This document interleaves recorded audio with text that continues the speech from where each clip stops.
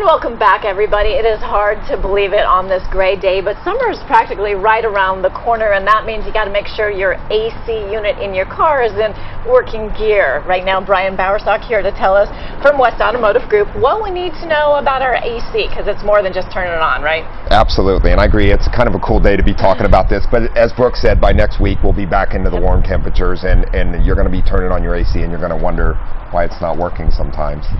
So what we're talking about today is AC systems and the things that you need to do to have it checked out or have somebody check it out. And it's a pretty simple check.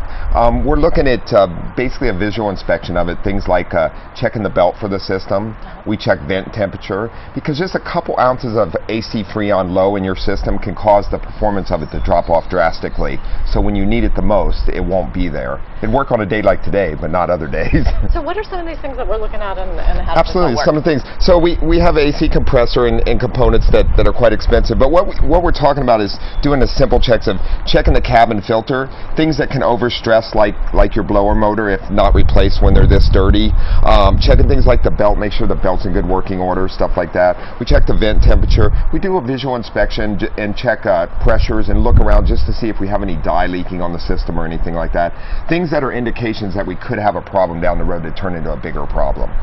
So how often are we supposed to be doing this? You should have the AC system checked at least once yearly.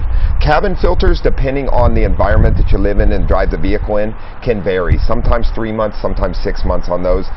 They do collect a lot of material in them, and pollen and things like that, and stuff that we want to prevent from coming into the car.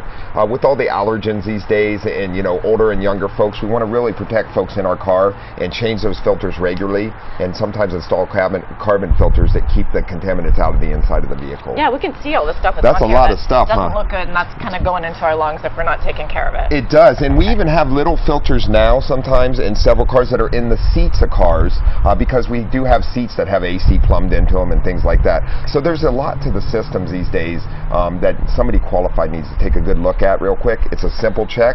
When your car's in being serviced, they should be able to do it for you quite easily. Great. Thank you so much, Brian Bowersock, West Automotive Group. And like we said, summer is around the corner, but sure doesn't feel like it today, Brooke.